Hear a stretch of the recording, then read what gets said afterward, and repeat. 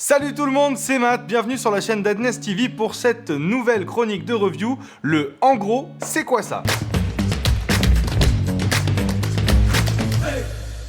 En dehors du fait que ça soit stylé et que ça donne directement un look d'enfer à votre setup, la Mattbox a une grande utilité. Déjà, elle réduit l'introduction non volontaire de flair dans votre objectif. Je parle bien sûr du soleil ou des lampadaires ou des phares de voiture, la nuit bien sûr.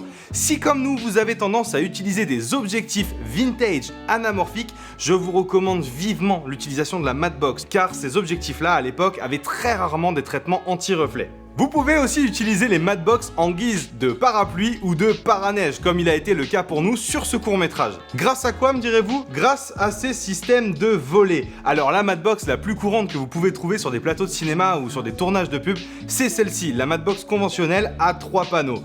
Nous avons le top French flag, les panneaux latéraux, donc les side flags. Mais on trouve de plus en plus ce type de Mattbox où on n'a que le top French flag. Alors la Mattbox, elle peut se fixer de deux manières.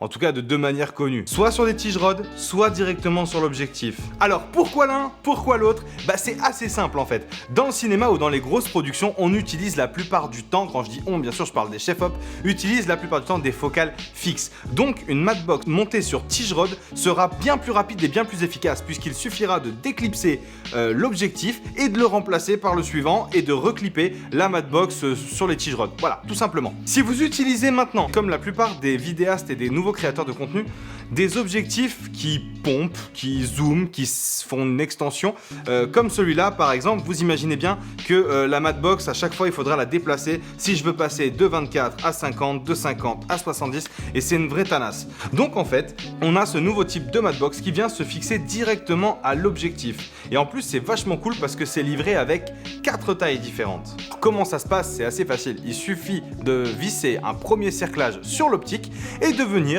coller sa Mattbox et de la visser ensuite. Une autre raison, et non pas des moindres, pour laquelle on utilise une Mattbox, c'est qu'elle fait office de porte-filtre. La plupart du temps, si vous n'utilisez pas des objectifs cinéma, qu'elles soient fixes ou à zoom, vous allez utiliser des optiques à différents diamètres. Acheter des filtres de plusieurs diamètres pour chaque objectif, ça va commencer à coûter très cher. Alors bien sûr, il y a aussi cette solution d'acheter tous ces filtres en 82 mm et d'acheter des bacs d'adaptation pour objectifs. Avec le recul et pour l'avoir fait, je vous le déconseille. Pour plusieurs raisons. La première, c'est que c'est assez fragile et très peu qualitatif. Donc si vous les serrez trop fort, vous êtes bon pour les retirer à la pince et risquez d'endommager votre optique. Et la deuxième raison, c'est que si dans le rush, vous laissez votre bague sur votre optique qui ne sort pas à la prochaine presta, bah vous êtes dans le caca. Il va vous manquer une bague et vous ne pourrez pas utiliser le filtre. Alors ces porte-filtres, ils existent en 4x4 ou 4x5-6. Et il vous suffit seulement de les ranger dans ces petits porte-filtres tiroirs ou dans cette Mattbox là, de les glisser directement. Attention et s'il vous plaît, n'achetez pas n'importe quelle Mattbox juste par prétexte qu'elle est stylée.